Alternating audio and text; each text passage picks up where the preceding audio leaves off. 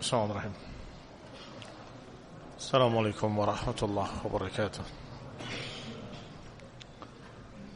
Innal hamdalillah nahmaduhu wa nasta'inuhu wa nastaghfiruh wa na'udzu billahi min shururi anfusina wa min sayyiati a'malina man yahdihillahu fala mudilla lahu ومن يضلل فلا هادي له وأشهد أن لا إله إلا الله وحده لا شريك له وأشهد أن محمدا عبده ورسوله صلى الله عليه وعلى آله وأصحابه والتابعين وتابع التابعين ومن تبعهم بإحسان إلى يوم الدين.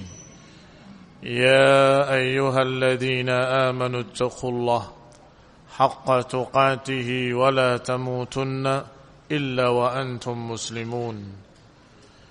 يا أيها الناس اتقوا ربكم الذي خلقكم من نفس واحدة وخلق منها زوجها وبث منهما رجالا كثيرا ونساء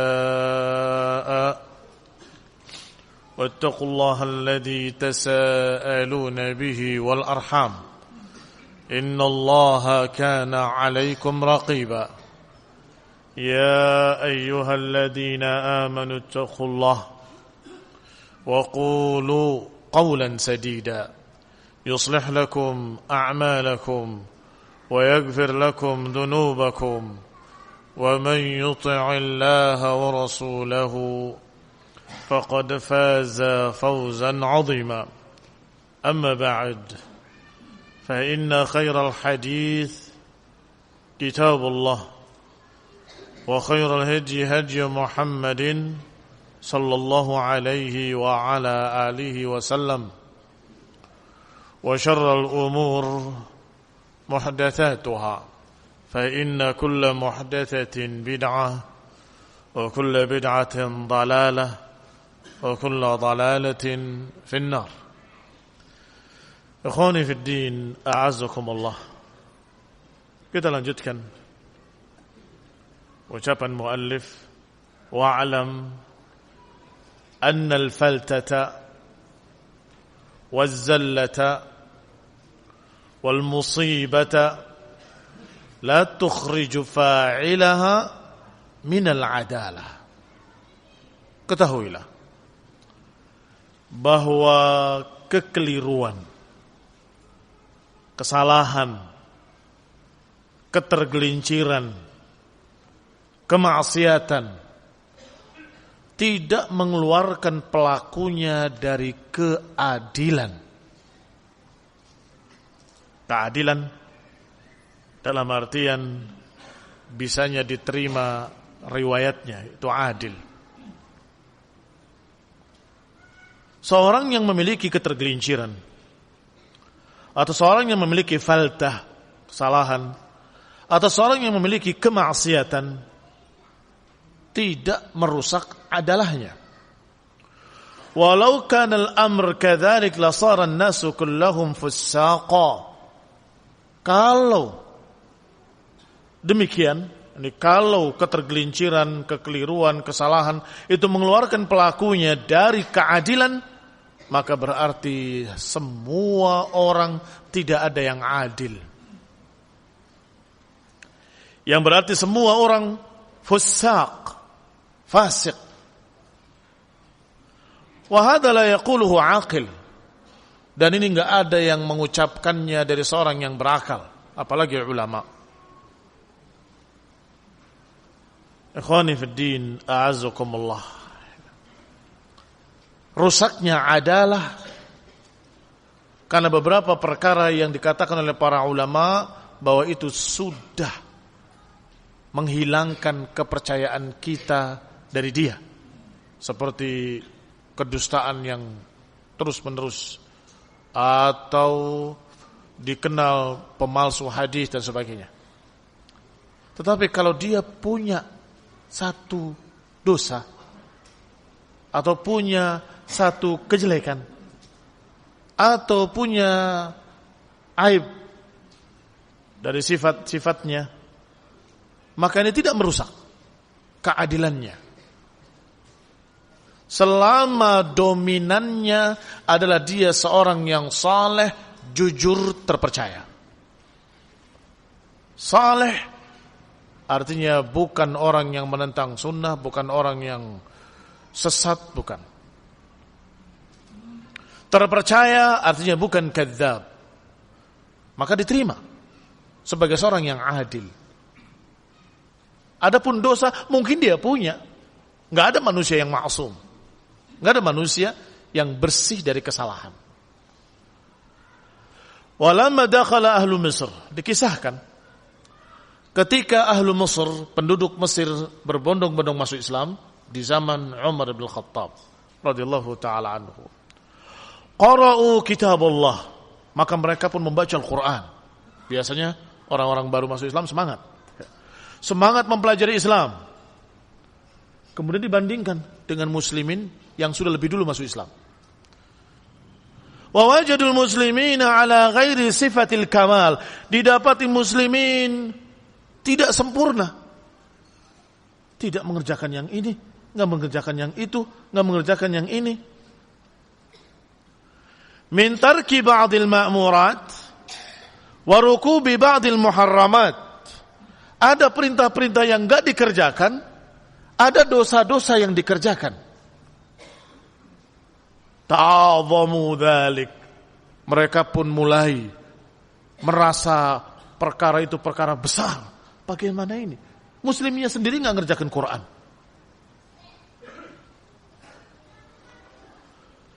Qala wa rahalu ila Umar ibn al-Khattab. Berangkatlah mereka menemui Amirul Mukminin Umar ibn al-Khattab radhiyallahu taala anhu.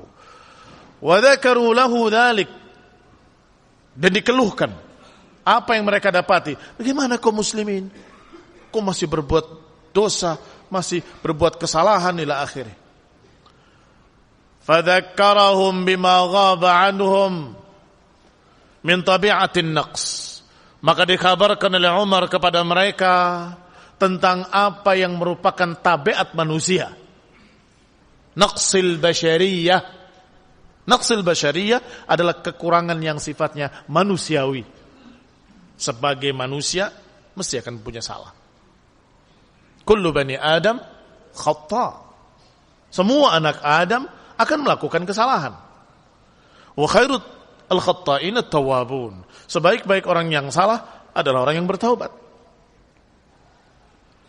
Wa atfa'a fitnatahum, maka Amirul Mukminin memadamkan fitnah yang terjadi pada mereka.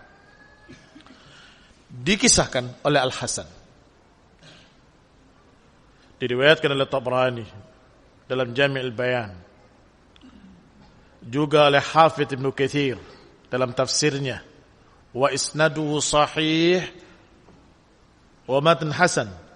Sanadnya sahih, matanya hasan. Kata Al-Hasan, inna nasan sa'alu Abdullah ibn Amr bi Misr. Bahwa manusia di Mesir mengadu kepada Abdullah ibn Amr bin Al-As radhiyallahu ta'ala anhuma. Apa keluhan mereka? Nara asya'a, kata mereka, min kitabillah umira an yu'mal biha la yu'mal biha. Aku lihat dalam kitabullah, dalam Al-Quran sekian perkara yang diperintahkan, tapi kok enggak dikerjakan oleh muslimin. Fa'aradna an nalqa amiral mu'minin. Kata mereka, kami ingin ketemu Amirul Mukminin, kami ingin ketemu Umar bin Khattab, ingin melaporkan. Bagaimana muslimin seperti itu? Kok enggak ngerjakan ini, enggak ngerjakan itu? Faqadimu, maka mereka pun datang. Faqadima ma'ahu, berangkatlah beliau Abdullah bin Amr bin Al-As bersama orang-orang tadi menemui Umar bin Khattab radhiyallahu taala anhu. Ditanya oleh Amirul Mukminin, "Mata qadimta?" Kapan kau datang ini dari Mesir? Sejak hari ini, hari itu. Dengan izin siapa kau datang kemari? Lagi mau mengadukan kesalahan muslimin, ditanya kesalahan kalian.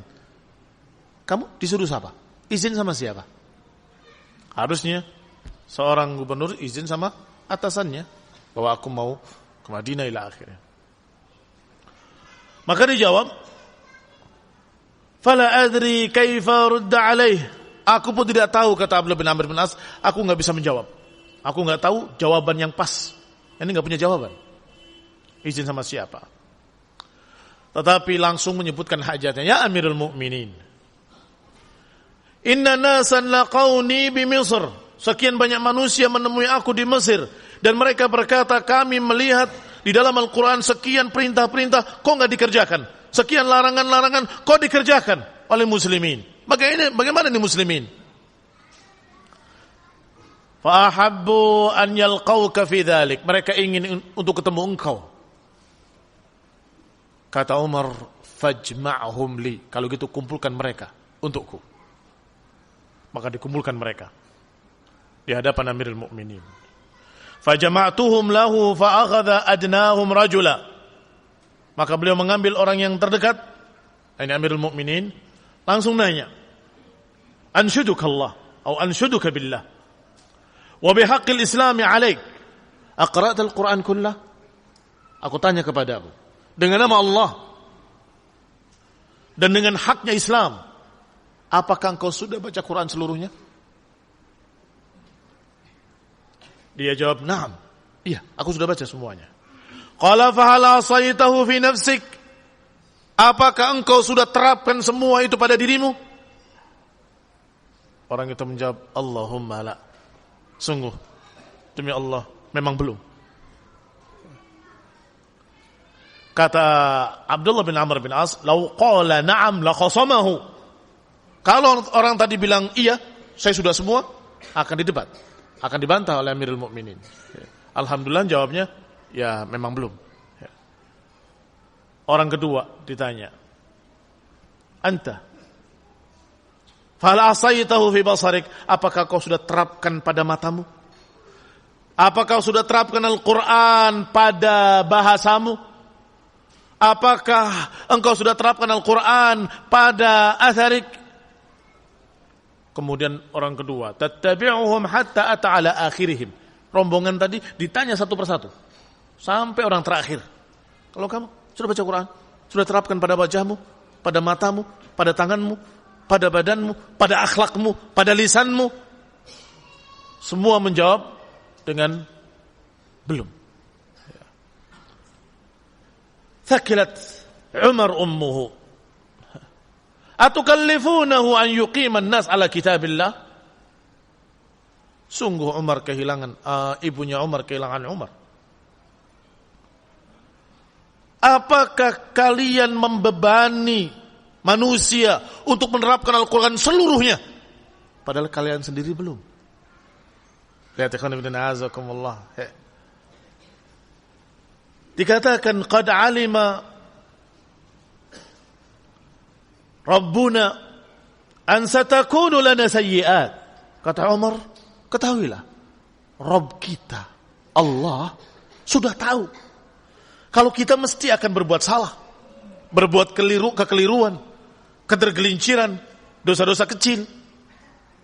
Allah tahu bahwa kalian tidak akan bisa sempurna. Oleh karena itu Allah berfirman, "In tajtanibu kaba'ira ma tunhauna anhu nukaffir ankum sayyi'atikum." Kata Allah, kalau kalian hindari dosa-dosa besar dari apa yang dilarang, maka kami pun akan menghapuskan dosa-dosa kecil kalian. Maknanya apa? Maknanya Allah tahu kalian akan jatuh dalam dosa kecil. Mau tidak mau tergelincir, mau tidak mau terperosok, mau tidak mau terkena. Tidak ada manusia yang bersih. Ikhwani fid din, a'azzakumullah. Maka ucapan salaf, siapa yang mengetahui kekurangan dirinya, dia akan bisa memaklumi orang lain. Dan siapa yang melihat kesempurnaan pada dirinya, maka dia tidak akan bisa memaklumi orang lain. Lihat ikhwan fillah azakumullah. Biasanya seorang yang tidak bisa memaklumi orang lain, biasanya merasa dirinya full, kamil, syamil, lengkap, sudah mengerjakan Quran semua, min khilafin ila khilaf. Dari sampul pertama sampai sampul terakhir. Sudah mengerjakan semua sunnah. Maka orang seperti ini, ujub, bangga diri, nggak akan bisa memaklumi orang lain. Tetapi kalau orang itu melihat kekurangan dirinya, saya banyak kekurangan, maka melihat orang lain bisa memaklumi. Mengapa? Karena dirinya juga punya kekurangan. Ini ikhwani fid din a'azakumullah. Kalau mereka mu'allaf ini baru masuk Islam, disebutkan tadi penduduk Mesir masuk Islam, semangat. Sedang semangat-semangatnya melihat muslimin, loh kok muslimnya kayak gini? Ngeluh. Kenapa mereka tidak mengerjakan Quran? Kenapa mereka tidak meninggalkan apa yang dilarang dalam Quran? Kenapa? Ikhwani fid din a'azakumullah. Maka diajarkan oleh Amirul Mukminin bahwa apakah kamu lihat dirimu sudah mengerjakan Quran seluruhnya? Belum. Ya mereka juga belum. Apakah kamu sudah sempurna? Tidak. Mereka juga tidak sempurna. Maka kalau engkau mau nasihati, nasihati. Tawasi bil haqqi wa tawasi bis sabr. Thumma qala, kemudian Umar masih bertanya lagi. Hal alimu atau hal halima ahlul Madinah? Apakah penduduk Madinah tahu kedatanganmu dan rombongan ini dan apa yang dikeluhkan? Atau beliau berkata, hal alima ahadun bima qaddamtum? Apakah ada seorang yang lain yang tahu kalian datang sini bawa apa? Qalu la, tidak. Tidak ada yang tahu. Halas. Kalau saja ada yang atau mereka tahu tentang apa yang kalian keluhkan, aku akan menasihati mereka juga. Artinya subhat kalian ini apakah sudah menyebar atau belum? Kalau sudah menyebar pada mereka, aku akan nasihati mereka semua. Dengan apa yang aku nasihatkan pada kalian. Allah Subhanahu wa taala sudah tahu bahwa kalian enggak akan bisa sempurna. Ikhwani fid din a'azakumullah, tentunya ini bukan maknanya bebas kita berbuat dosa kecil, bukan. Bukan maknanya kita mengenteng-entengkan dosa. La wallah, tidak demi Allah. Tapi hendaklah kita bisa memaklumi ketika orang lain tergelincir atau jatuh atau punya kesalahan. Tugasmu menasehati, titik. Kalau tidak kamu maklumi, siapa yang bersih? Habis manusia. Enggak ada yang bersih. Faman kana ahlu ta'ah was-salah fi ghalibi ahwalih wa rubama waqa'at minhu al-ma'asiyah aw al-ma'asi fa hadha min ahli al-'adl wa la raib. Maka kalau ada seorang yang terkenal kesolehannya, ketaatannya dalam sebagian besar amal perbuatannya,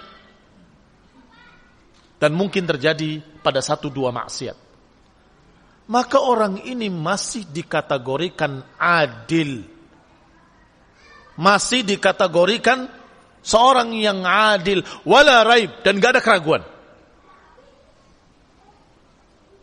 As'alukum halir ruwah kulluhum ma'sumin? Apakah semua para rawi adalah orang-orang maksum?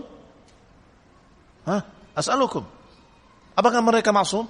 Tidak. Kenapa dikatakan adil? Karena ghalibi ahwalih, keadaan sebagian besarnya atau dominannya adalah saleh, taat. Walaupun kita merasa atau kita memaklumi mungkin pernah tergelincir 1-2 kesalahan. Tayyib. Ini ikhwani fid din a'azakumullah yang dikatakan oleh Abul Hasan Al-Mawardi. Qala bidzalika jarat 'adatul khalqi. Beginilah adatnya makhluk-makhluk. Adatnya manusia maksudnya. yu'addiluna al-'adil bil ghalib. Bahwa mereka para ulama menentukan si fulan adil dengan ghalib.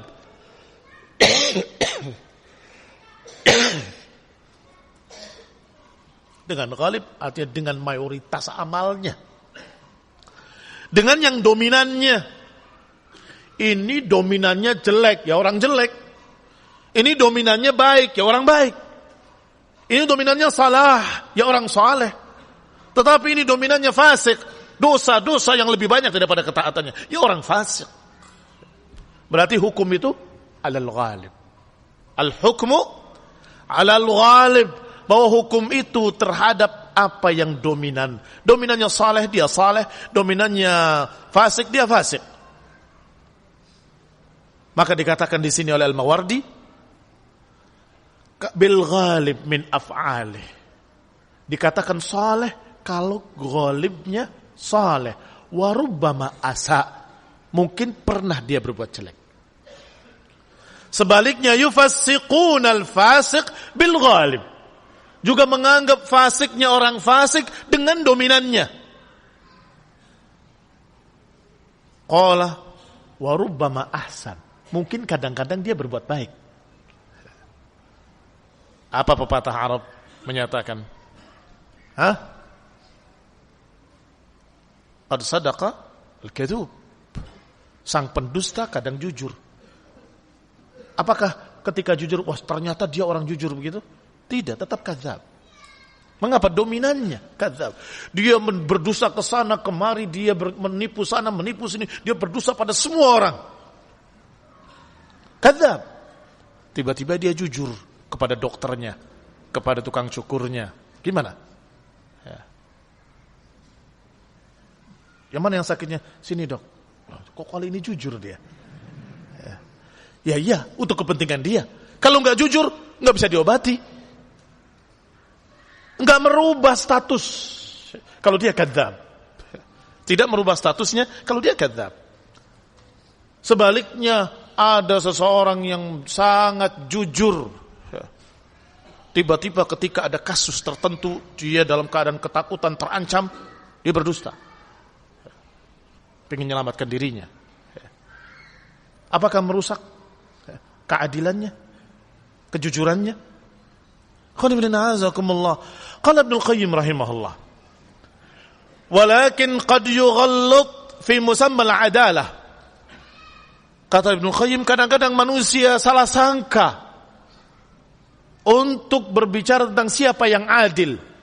Salah sangka, salah paham. Fayudhannu, dikira annal murad bil adil ma la dhanba lahu. Dikira orang yang adil adalah orang yang tidak pernah punya salah. Ya enggak ada. Orang yang enggak pernah punya salah, ya enggak ada. Siapa orang yang adil? Kata Ibnu Qayyim, ada orang yang yughallat, salah. Fi musammal adalah, dalam mendefinisikan makna adalah, keadilan. Sehingga yudhannu, dikira al-murad bil adl, yang dimaukan dengan keadilan adalah orang yang tidak pernah punya dosa. Walaysa kadzalik. Kata Ibnu Qayyim, tidak demikian. Manusia tetap manusia. Mahalul khata' wan nisyan, kadang tergelincir, kadang terjatuh dalam kesalahan, kadang dia berbuat kejelekan. Wal hukmu 'alal ghalib. Bal huwa adlun mu'taman 'ala ad-din. Masih kata Ibnu Qayyim rahimahullah. Bahkan yang dimaksud keadilan, keadilan yang aman untuk agama. Aman untuk agama. Barakallahu fikum. Kalau dia terkenal kadzab, enggak aman dalam masalah agama. Mengatakan begini, ternyata dusta. Mengatakan sahih, ternyata dhaif. Enggak aman kita mengambil ilmu. Satu, kedustaan. Ini ghalib ya, sudah terkenal dia pendusta. Tidak bisa, nggak aman kita ambil ilmu dari dia. Maka dikatakan tidak adil. Apa yang kedua? Sesat. Pemahamannya rusak. Maka kata mereka, kata para ulama, kami sanadu minad din, agama itu atau sanad itu dari agama. Maka lihatlah Dari siapa kalian mengambil agama kalian? Dulu kami mendapatkan dari para sahabat. Sekarang aku lihat. Kalau ala sunnah kami terima. Tetapi kalau alal bid'ah kami tolak. Artinya kalau orang itu ahlu sunnah kita terima. Kalau dia ahlu dhalal kita tolak. Mengapa? La yaman ala din. Ghairu mu'taman. Tidak terpercaya dalam menyampaikan agama. Syiah Rafidah menyampaikan agama. Apa kita percaya? Ya nggak percaya. Karena mereka menyatakan ada Quran lain selain Quran yang 30 juz. Ada Quran Fatimah. Mereka menyatakan ada ahlu hadis lain yang bukan ahlu hadis kalian. Kami punya Imam Bukhari lain selain Bukhari kalian. Kami punya Ibnu Hajar lain selain Ibnu Hajar kalian. Ya repot. Nggak percaya kita. Demikian pula kelompok-kelompok sesat lainnya. Khawatir mereka menyampaikan hadis, ternyata mereka bikin sendiri untuk mendukung kesesatannya. Nggak aman. Tetapi kalau dia ahlus sunnah, di atas sunnah, dia jujur, terpercaya. Kemudian kita lihat, makan sambil jalan dulu. Kok syekh ini makan sambil jalan? Atau minum misalnya. Saya nggak simpati lagi. Saya nggak mau terima dari dia. Sebentar. Afala tas'aluh? Tidakkah kau tanya dia? Kenapa? Imma dia menjawab kepadamu dengan sesuatu pendapat dia, kalau ternyata dia memiliki pendapat lain. Aku melihat Rasulullah SAW minum sambil berjalan dalam haji misalnya. Atau dia memiliki ucapan-ucapan lain, pendapat-pendapat lain. Wa imma bisa jadi dia lupa. Oh iya, astagfirullah, udah dia duduk. Selesai kan permasalahan. Kenapa yang seperti ini mengalahkan sekian banyak yang merupakan al-ghalib? Kata Al-Mawardi, al-hukum al-ghalib. Dan kata Ibnu Qayyim rahimahullah, bahwa yang namanya adil bukan enggak berarti tidak punya dosa, enggak punya salah. Mungkin saja punya kesalahan, punya kekeliruan. Apalagi dalam keadaan marah. Makanya la taghdab. Ditanya lagi miraran. Terus apa yang Rasulullah wasiati aku? La taghdab. Ditanya lagi, jawabannya sama, la taghdab, jangan marah, jangan marah, jangan marah. Karena orang marah kadang-kadang enggak terkontrol. Orang kalau emosi enggak terkontrol, sehingga seorang ahlu sunnah benci pada ahlul bid'ah, kemudian dia berbicara membantah syubhat mereka.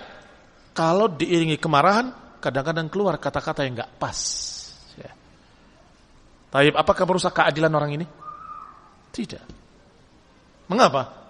Karena intinya bahwa dia ahlu sunnah, berpegang dengan sunnah, benci pada bid'ah, bahkan membantah bid'ah. Tetapi karena saking marahnya, keluar kata-katanya enggak pas. Barakallahu fikum. Wa innamal a'malu binniyat. Sehingga tetap saja kita ingatkan mereka para da'i untuk sabar, membantah jangan dengan emosi. Khawatir ada kata-kata yang salah, kata-kata yang kebablasan. Tetapi kalau terjadi, jangan kemudian kalian jadikan itu sebagai perusak adalah, sudah tidak adil lagi, tidak bisa terima lagi ilmunya, kita jauhi dia, habis. Bahkan ulama, alim kabir min kibaril ulama sudah mengucapkan dengan kalimat, beliau cabut kembali karena merasa itu kebablasan. Setelah menyebutnya dengan begini dan begitu, dikatakan iblis, dikatakan syaitan, dikatakan apa lagi. Kemudian setelah mungkin reda marahnya, dan ada yang bertanya kepadanya dari murid-muridnya, iya, saya berlebihan. Dicabut kembali dengan tidak malu. Bahwa apa yang saya katakan kemarin begini, tidak sampai seperti itu. Sehingga barakallahu fikum, tidak menjadi celah buat syekh, apalagi menjadi perusak adalahnya, tidak sama sekali. Apalagi ketika beliau mencabutnya dengan tanpa ada kesombongan. Aku salah, aku cabut ucapanku. Justru menaikkan kemuliaannya, menaikkan derajatnya. Barakallahu fikum. Wa'alam Bal huwa adlun mu'taman 'ala din. Masih kita lanjutkan ucapan Ibnu Qayyim. Bahkan yang dikatakan adil adalah adil dalam kaitannya dengan penyampaian agama. Artinya penyampaian agama jujur, ala sunnah, ala tariqah, ala salafiyah, ila akhirih. Ini mu'taman, terpercaya ala din. Dia punya kekeliruan, tapi nggak berkait dengan masalah itu. Ya maklum, namanya manusia, di mana juga punya kesalahan. Nggak berkait dengan masalah kejujuran, nggak berkait dengan masalah penyampaian agama. Wa in kana minhu ma yatubu ila Allah min.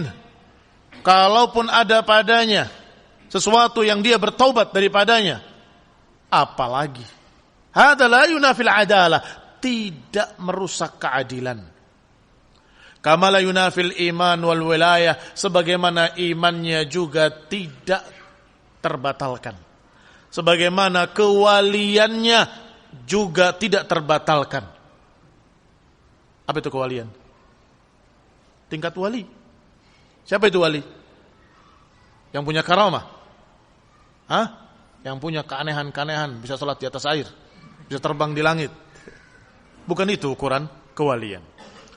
Ukuran kewalian adalah apa yang Allah katakan, inna awliya Allah la khawfun alaihim wa lahum yahzanun alladzina amanu wa kanu yattaqun. Tetap dia dikatakan wali. Artinya beriman dan bertakwa.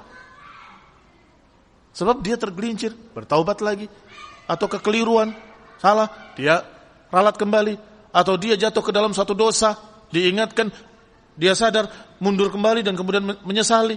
Ini manusiawi. Tetap dikatakan waliullah.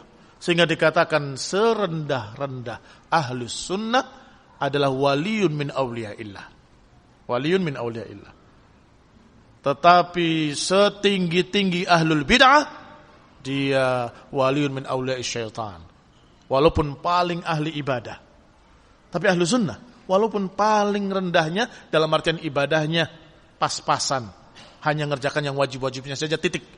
Itu sudah cukup dikatakan sebagai waliun min awliyaillah. Qala wa'lam anna ahlal fadl wal manzilah wa dhawil aqdar lahum haqqun fi wujubi ighfali zallatihim. Ketahuilah bahwa seorang yang merupakan ahlul fadl, orang yang memiliki keutamaan, wal manzilah, memiliki kedudukan dalam masalah ilmu dan amal, ini soleh, alim. Wa dhawil aqdar, orang-orang yang memiliki kedudukan yang mulia. Lahum haqqun fi wujubi ighfali zallatihim. Mereka punya hak untuk kita menutupi ketergelinciran mereka. Wa iqalati atharatihim, dan kita maklumi ketergelinciran mereka. Zallat tergelincir, atharah juga tergelincir maknanya. Kalau jatuh dalam satu kesalahan, tidak perlu kamu ceritakan ke sana kemari. Saya lihat Syekh Fulan begini, Ustaz Fulan begini. Waduh, saya sedih lihatnya. Bagaimana Ustaz kok seperti ini? Kalau kamu tahu dia ahli sunnah, dia ahlul ilmi wal fadl, dia menyampaikan agama, dia di atas prinsip-prinsip sunnah, maka ketergelincirannya jangan ceritakan ke orang lain. Disitulah letaknya perintah Allah Subhanahu wa taala, la yaghtab ba'dukum ba'dha. Jangan ghibah, menceritakan kejelekan orang lain. Ketika kita berbicara kejelekan ahlul bid'ah, kamu katakan ghibah. Sekarang kamu menceritakan kejelekan masyayikh.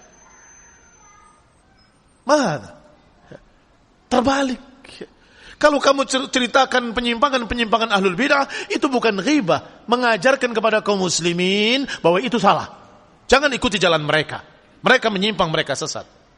Tetapi ketika kamu membicarakan kejelekan masyayikh misalnya, yang kebetulan kamu lihat dengan tidak sengaja, maka ini ghibah. Haram. Mengapa? Mereka ahlul fadl, ahlul ilm, mereka orang saleh, mereka orang yang begini.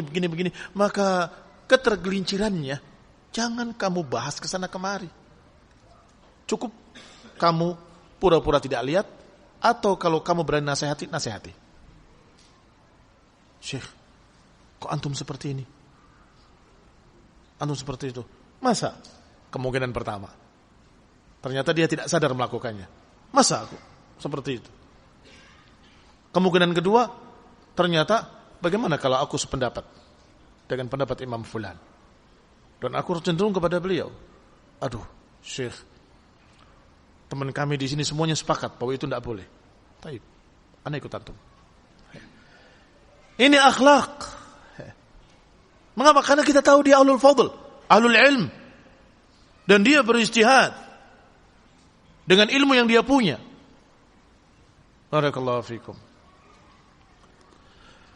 Qala lahum haqqun fi wujubi ighfali zallatihim. Kita membaca akidah Tahawiyah. Ada ketergelincirannya. Ya sampai pada bab tersebut kita katakan ini ketergelinciran beliau. Bahwasanya Allah tidak memiliki sifat qadim. Allah memiliki sifat huwal awwalu wal akhiru wal zahiru wal batin. Tapi kita husnudzan. Mungkin maksud Syekh qadim itu adalah al-awwal. Kan selesai permasalahan. Kekeliruannya tidak tersebar pada orang lain, tetapi kehormatan ulama tetap terjaga. Demikian pula ketika kita membaca ucapan Syekhul Islam Ibnu Taimiyah rahimahullah tentang masalah ini dan masalah itu, ketergelinciran. Dalam hal ini beliau keliru, tergelincir. Rahimahullah wa ghafarallahu lahu. Yang benar seperti ini. Selesai. Demikian pula ketergelinciran yang lainnya. Bahkan Imam Ahmad rahimahullah yang membolehkan bersumpah dengan nama Nabi. Kita katakan hadza min zallatihi rahimahullah wa ghafarallahu lahu. Karena beliau melihat selalu dibarangkan dalam syahadat asyhadu la ilaha illallah wa Muhammad Rasulullah.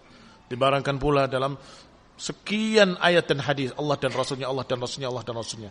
Sehingga bersumpah dengan nama Allah dan Rasulnya juga boleh. Insah kalau memang benar demikian. Qila wallahu ta'ala alam, beliau membolehkan. Maka tetap saja kita katakan itu ketergelinciran beliau. Wa huwa imam ahlus sunnah.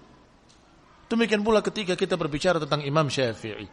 Demikian pula ketika kita berbicara tentang Imam Malik dan imam-imam yang hampir semua punya zallah-zallah seperti itu. Barakallahu fikum. Rahimahumullah wa ghafarallahu lahum. Yajib atau lahum haqqun fi wujubi ighfali zallatihim. Kama qala an-nabi, aqilu dhawil hayati atharatihim. Hadis rawahu Abu Daud dari hadis Aisyah radhiyallahu taala anha.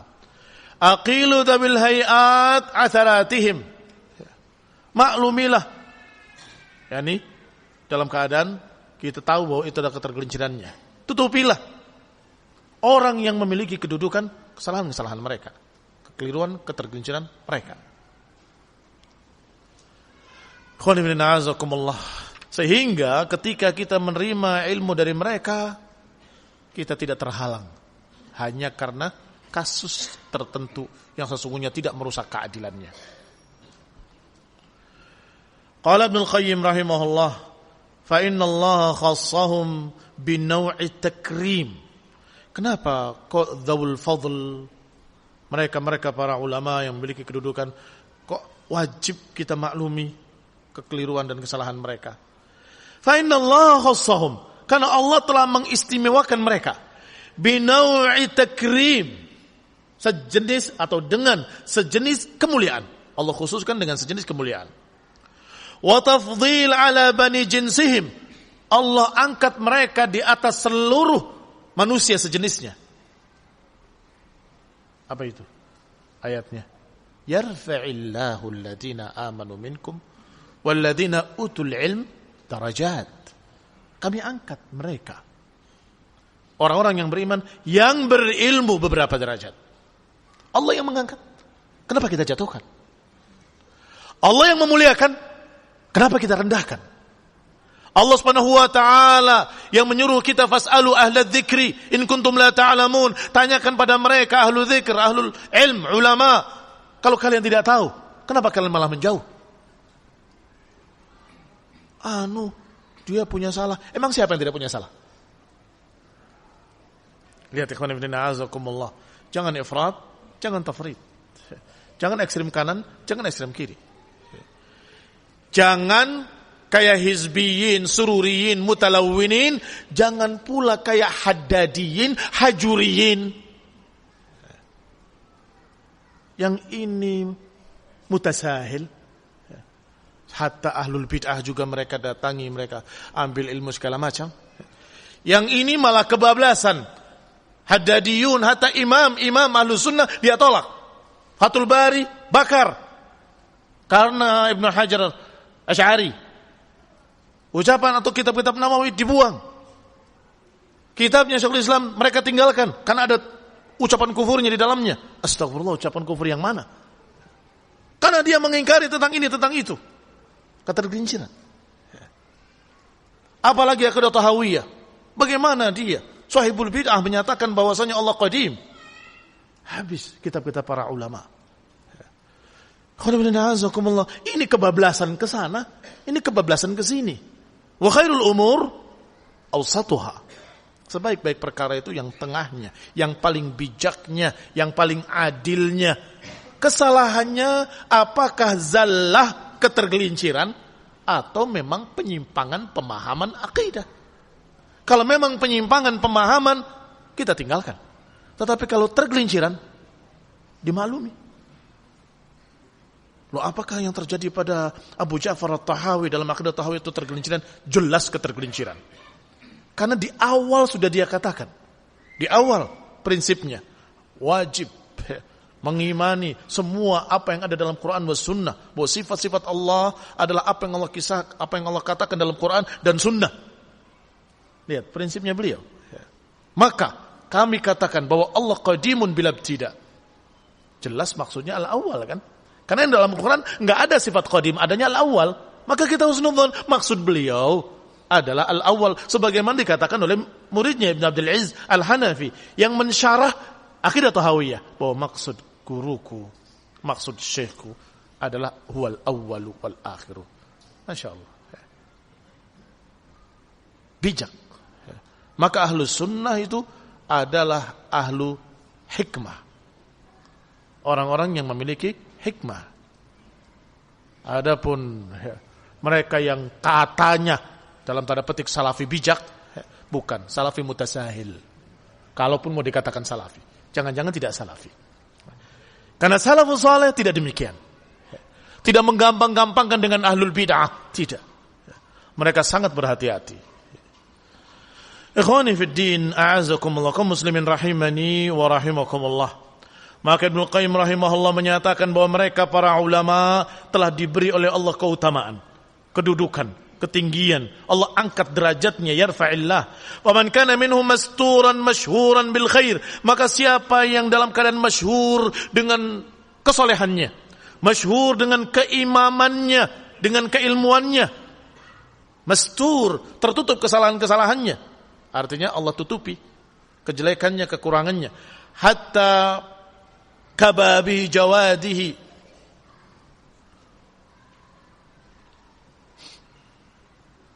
ghadbu sabrihi, seperti keterbatasan kedermawanannya atau marahnya dan sabarnya.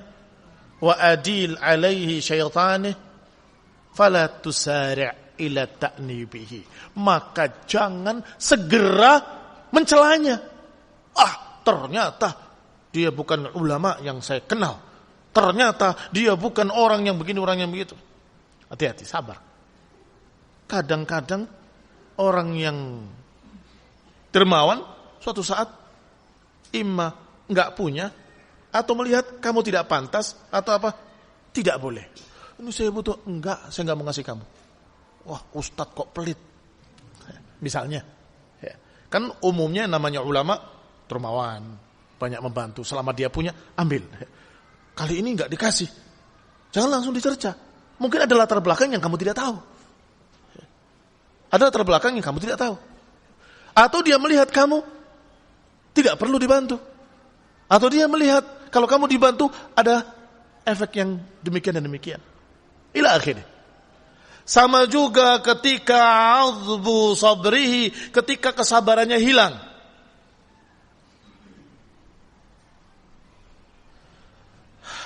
Keringatnya sudah banyak di leher, apa di keningnya Imam Malik rahimahullah. Menjawab dengan perlahan, al-iman al-istiwa'u ma'lum wal imanu bihi wajib was-su'alu anhu bid'ah, akhrij hadzal mubtadi', keluarkan itu sang mubtadi'. Diusir oleh Imam Malik. Apakah jadi celak? Oh, Imam Malik galak banget. Si fulan diusir. Saya enggak simpati sama ustadz kayak gitu misalnya.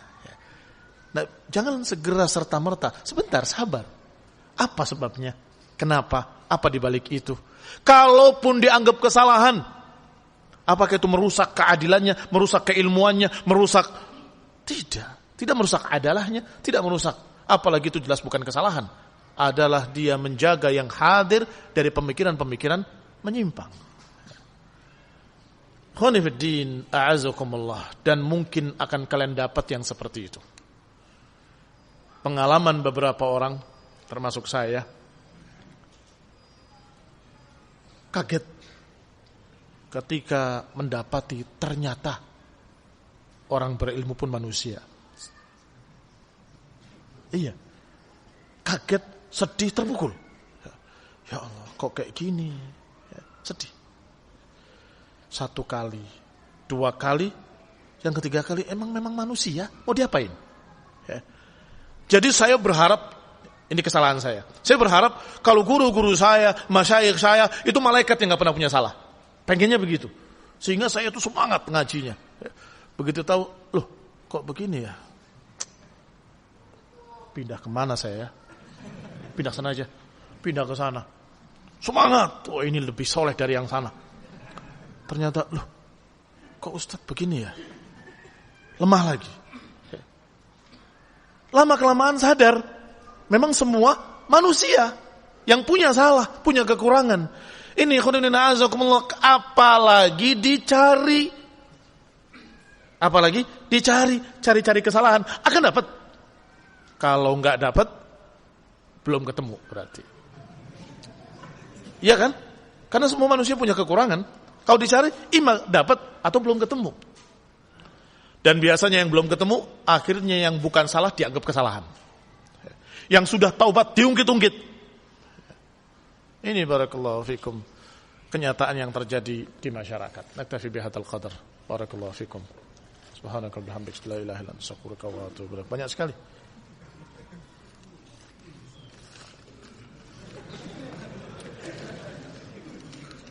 Karena yang diambil sedikit, nggak banyak, sehingga biar tidak tahu siapa yang paling atas.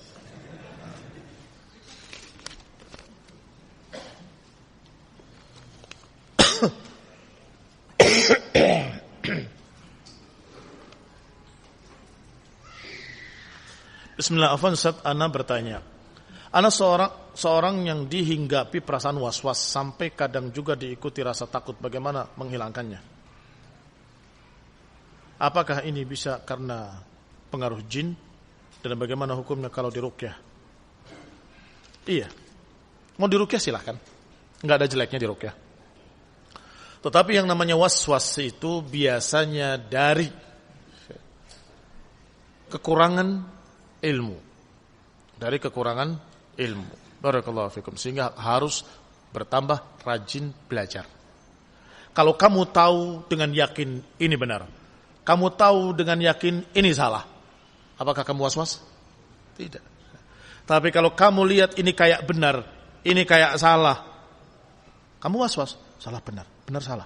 Ini gimana ya? Karena tidak jelas. Sesungguhnya perkara itu jelas, tapi karena dia nggak belajar, jadi nggak jelas. Contoh, beberapa orang yang was-was, saya kasih satu kaidah fiqhiyah. Qawaid kaidah dari kaidah fikih. Bahwasanya al-yaqin la yazulu bisyak. Pegang olehmu, kuat-kuat. Itu sudah mulai sembuh dengan itu.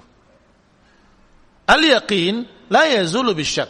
Keyakinan tidak bisa dikalahkan dengan keraguan. Maka apa yang kamu sudah yakin, misalnya wudumu, kamu yakin sudah wudu, sudah. Kamu ragu batal kan? Iya, kayak ada yang keluar, Ustaz. Kayak keluar angin, kayak begini, kayak begitu. Yakin. Ya itu, ragu. Yang ragu tidak bisa membatalkan yang yakin. Terus. Kamu sedang salat. Tiba-tiba terjadi seperti itu juga. Apa kata Nabi? La yansarif. Jangan tinggalkan salatmu, teruskan. Sampai datang keyakinan. Apa itu?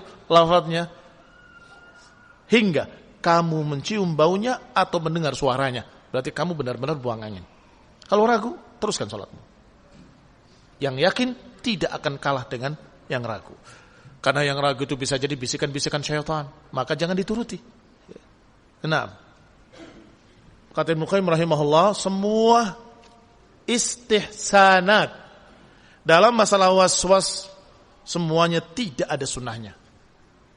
Semuanya tidak ada dalilnya. Di dalam Ighatsatul Lahwan dicontohkan oleh Ibnu Qayyim rahimahullah 20 perkara untuk menghilangkan waswas. Kalau kamu setelah wudu, setelah buang air, cuci. Kalau masih ragu, pijit-pijitlah kemaluanmu. Kalau masih ragu, loncat-loncat. Kalau masih ragu, kamu ndam begitu. Kalau masih keluar lagi, siram. Kalau masih ragu, kamu naik tangga, turun tangga, naik tarang, tunggu tangga. Kalau masih ragu, terus sampai 20. Kata Ibnu Qayyim, satu pun enggak ada dalilnya. Satu pun enggak ada dalilnya. Semuanya istihsanat. Istilah anggapan baik dari beberapa fuqaha saja. Enggak ada dalilnya. Apalagi yang dikaretin, lebih enggak ada lagi. Terjadi. Wallahi terjadi. Santri lagi. Ngapain? Saya itu mudah keluar ini mudah keluar. Jadi supaya saya yakin bahwa enggak ada yang keluar, saya karetin. Jadi bid'ah. Jadi bid'ah. Siapa yang ngajarin seperti itu? Hada ghulu, ekstrim. Rata-rata li jahlihim. Jadi rata-rata yang was-was itu karena dalam keadaan dia tidak memiliki ilmu tentang itu. Kalau dia memiliki ilmu tentang itu, selesai. Satu kaidah tadi itu sudah mengobati. Apalagi kaidah innamal a'malu binniyat. Kamu niat membersihkan diri, kamu niat salat. Kalaupun ada kekurangan, mudah-mudahan Allah maafkan. Karena Allah sudah mengatakan melalui lisan nabinya. Walikulli imri'in ma nawa. Apa yang akan didapatkan adalah niatnya. Dia sudah niat, tetapi Allahumma dia tidak yakin ada yang keluar, ternyata keluar. Bagaimana? Masa enggak dimaafkan oleh Allah Ta'ala? Dia dalam keadaan sudah berwudu, sudah istinja, sudah selesai semua. Kemudian sholat. Kemudian tidak terasa, tidak tahu apa-apa. Ada yang keluar. Bagaimana? Tahu dari mana kita? Ditambah lagi dengan dalil ketiga. Bagaimana dengan rufi al-qalam? Dari orang yang tidak tahu sampai tahu, dari orang tidak sadar sampai sadar, dari orang sehingga kalau dia nggak sadar, ya nggak ada hukumnya. Jadi ilmu-ilmu yang kayak gini ini dia tidak punya, sehingga was-was terus. Nah,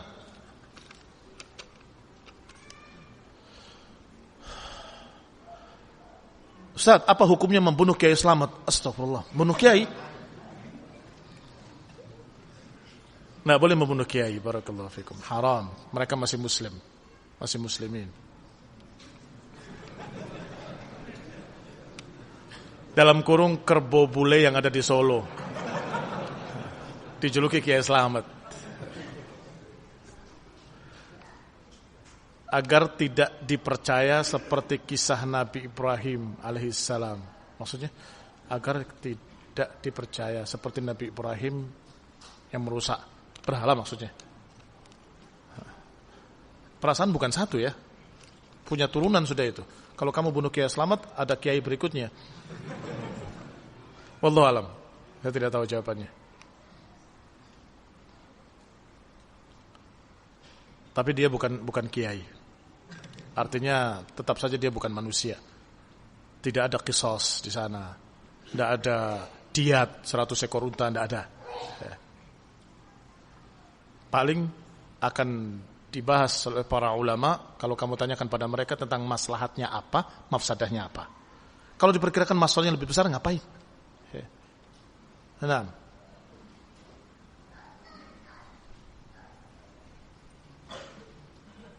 bagaimana trik-triknya agar kalau kita bertanya kepada asatidzah via SMS, WhatsApp dapat balasan?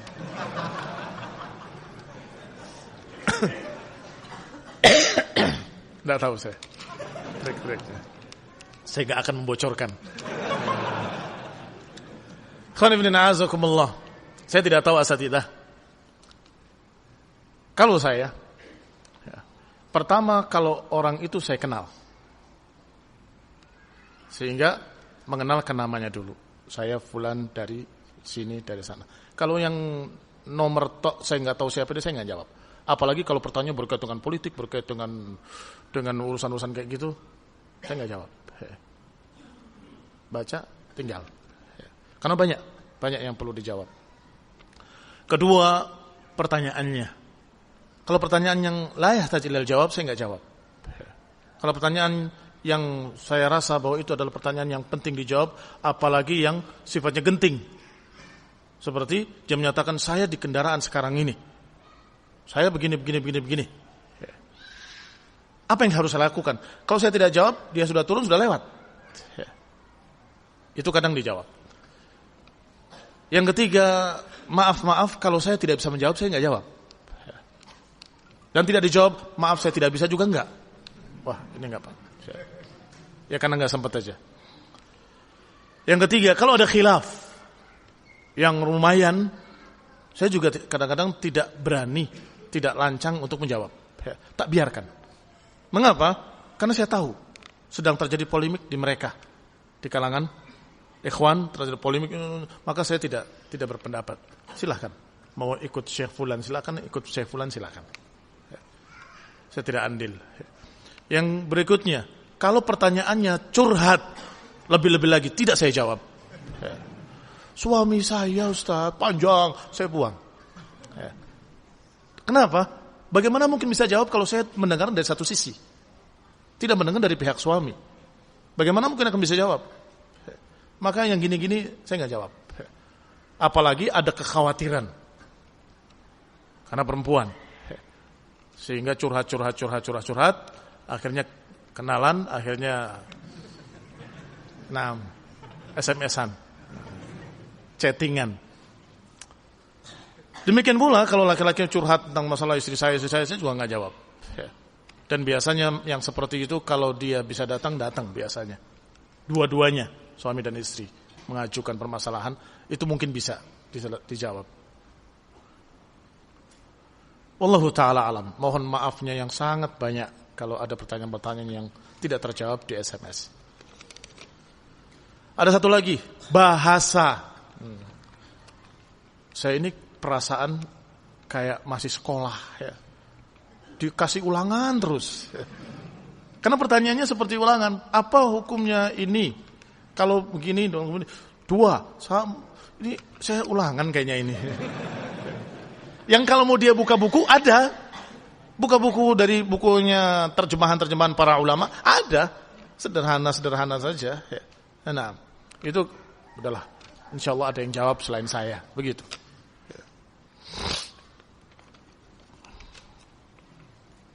Ulangan harian, ulangan mingguan, ulangan bulanan, ulangan semesteran, terus.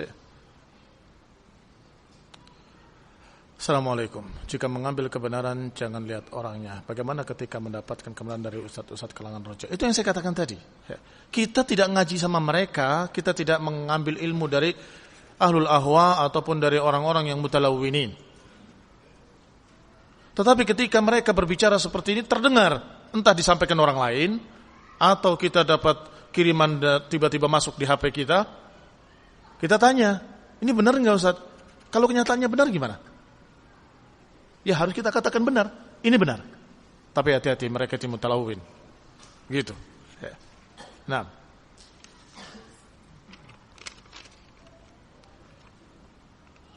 jadi kalau dapat dari mereka, tanyakan kepada para asatidzah, dan kalau kenyataannya itu benar, diterima, tetapi tetap dengarkan nasihat para asatidzah.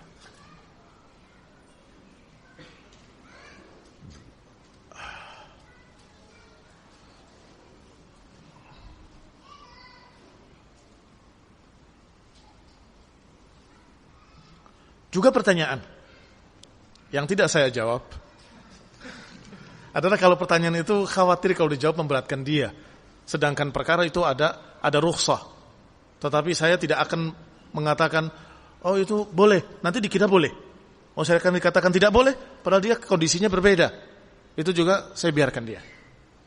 Artinya, kalaupun dia kerjakan, mudah-mudahan mendapatkan dari Allah Ta'ala ma'fu, karena dia dalam keadaan darurat atau dalam keadaan terpaksa.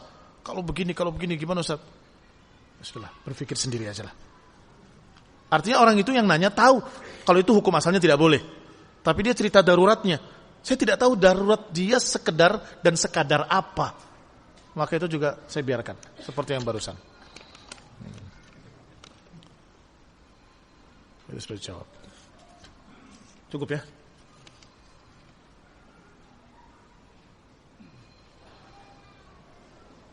Juga yang tidak dijawab, kalau sulit dibaca. Kalau SMS dibaca semua, Masya Allah.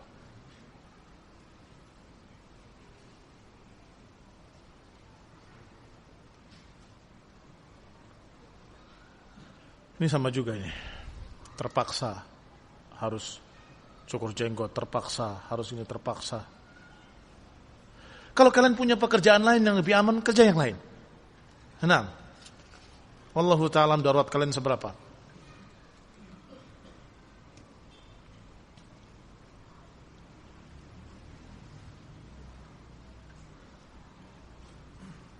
Ustaz, mohon nasihatnya yang keras untuk orang-orang yang kecanduan tontonan syahwat baik di HP, internet dan sebagainya. Jazakallahu khair. Ini penyakit. Penyakit HP, penyakit internet, penyakit semua gadget yang ada. Dari situ sisi ada manfaatnya. Dari sisi lain sekian banyak tawaran-tawaran kemaksiatan. Maka ittaqullah haitsu ma kunt. Bertakwalah kepada Allah dimanapun kamu berada. Ittaqullah. Kalaupun kau sendirian, Allah melihat kamu. Barakallahu fikum. Kalau tidak bisa menghindarinya, ganti. HP yang murah saja, HP jadul. Nah apa-apa. Bisa SMS, bisa telepon, cukup.